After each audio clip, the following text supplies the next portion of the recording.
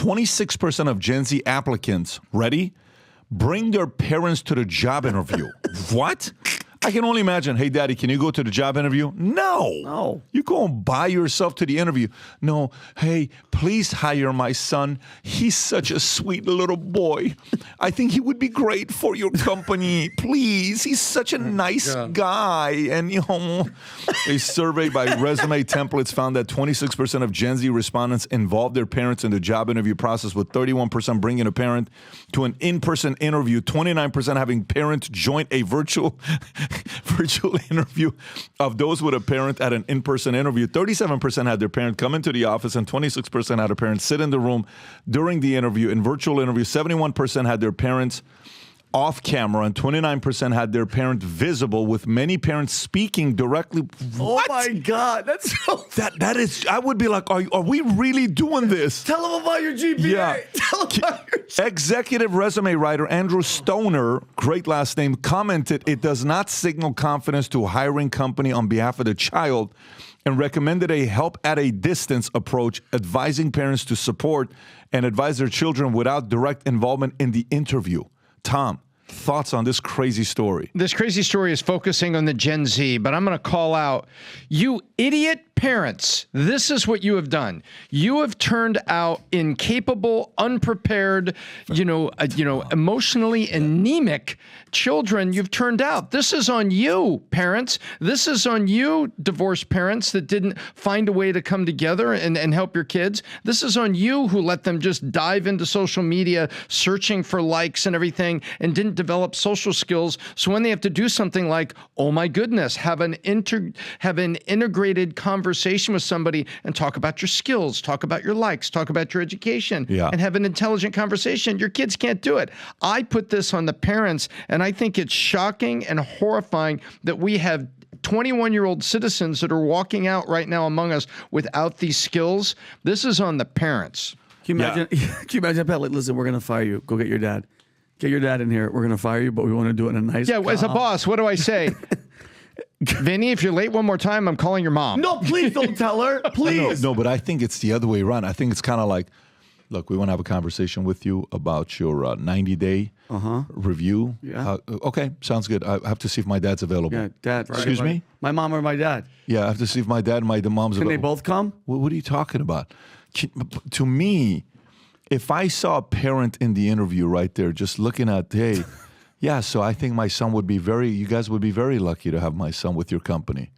Got it. You know what? I will, I'll sacrifice this lucky moment of mine and give permission to many other great companies to experience this great luck of yours that you have raised. Yeah. Please go do that. Yeah. Wish you nothing but the very best in a situation like this. But as funny as this is, do you believe it with today's helicopter parents? I believe it.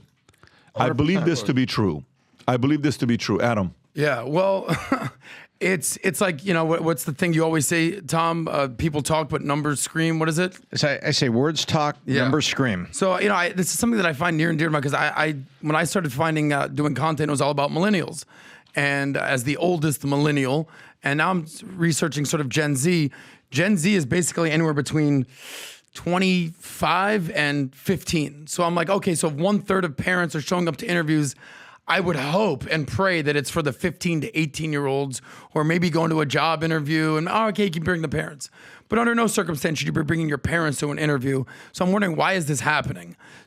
But the good news is 2/3 of Gen Z are not bringing their parents. So this is what happens when you start painting in broad strokes. It's like, are all Gen Z like this? Are all Gen Z emotional nitwits? Are all Gen Z kids who just can't do anything for themselves? Are they all woke, basically snowflakes? No, because we have Gen Z kids that work here. They're actually great. We've hired them.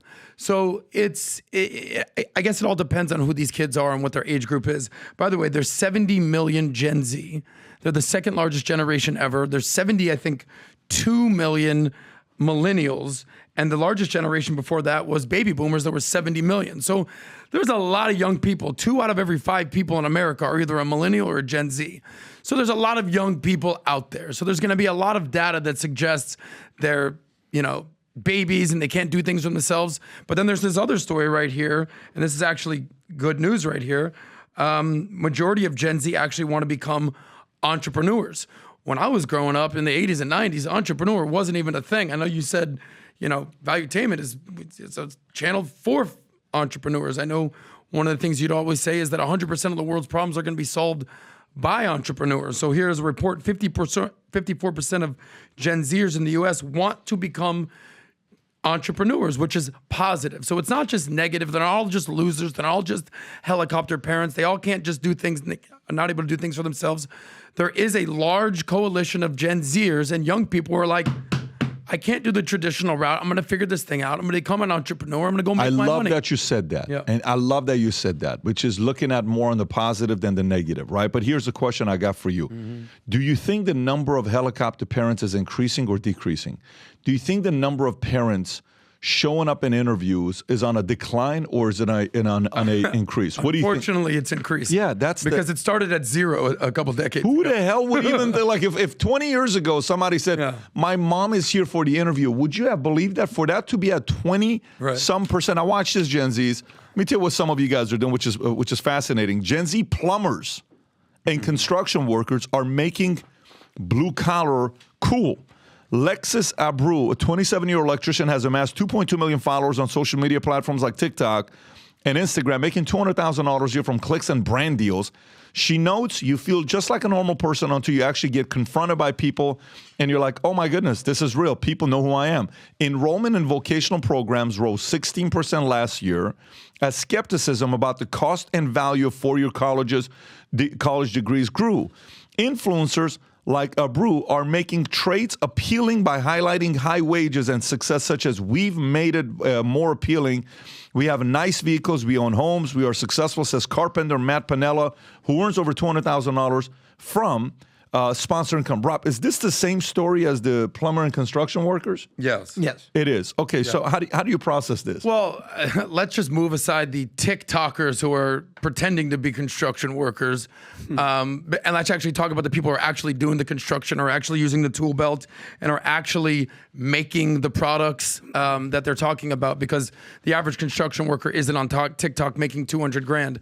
But I actually love this story because we've seen what's happened since the 1980s. 40% of college students used to be women and 60% were men. Now it's completely flipped. Now men make up 40% of college students and it's 60% that are women. So men have to realize, listen, we just talked about the story about more Gen Z and young people are becoming entrepreneurs. College isn't the only route that you can take. You can go to trade school. You can go to technical school. You can become an entrepreneur. There's so many different routes you can take to make money and make something of your life. You can become an apprentice. You can get an internship. You could do national service. You can go to the army and figure out who you are and be the best you can be. This story, I guess, gives nice headlines that they're making hundreds of thousands of a year in sponsorship fees or in TikTok ads, whatever. But the reality is you got to give respect to the guys that put on a hard hat every single day, work their tail off, got a shovel, got a hammer, got a plunger, whatever it is. Those are the guys that are, ready for it, never going to be replaced by AI. Those are the guys and gals, but it's 98% men, who are actually working and make America, dare I say, great again. Wow, you said it. Amen. I mean, listen, to my right sits a spokesperson for Donald Trump. MAGA. And it's a little too much MAGA on this podcast, but we'll tolerate it. Go ahead. I might just Tom. get canceled real quick. No, I think, and I feel like there's something in my coffee because I'm about to say Adam has a point. Whoa. And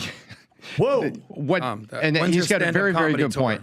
Is you take a look, and we've covered this on the podcast before, that I think it was 45% of college graduates discovered that what they studied in college could not connect them to a job. Yeah. Studying art history, studying, American history. You want to be a history teacher, study American history. You get an American history degree because you want to hang out at Princeton for 4 years.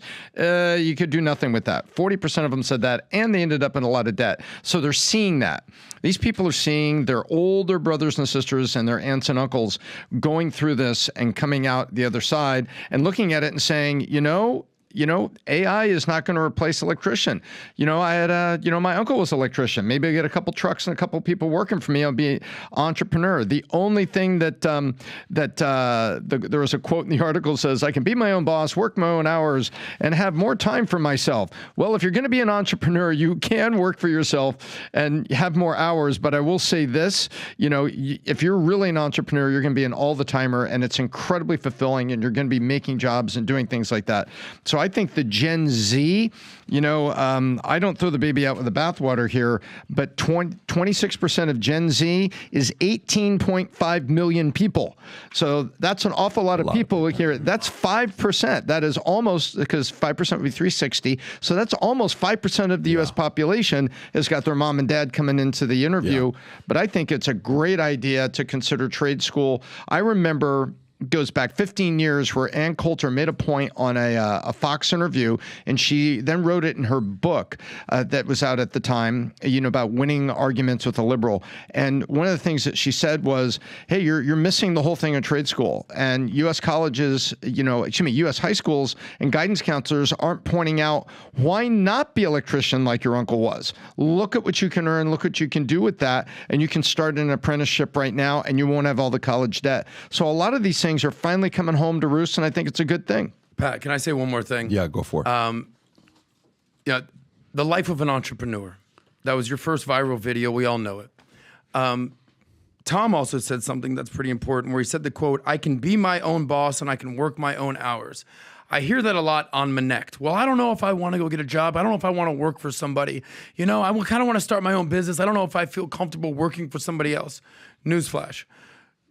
Here's what I could tell you if you start your own company. No matter if you're the boss, you're the CEO of You Incorporated, you're always going to be working for somebody.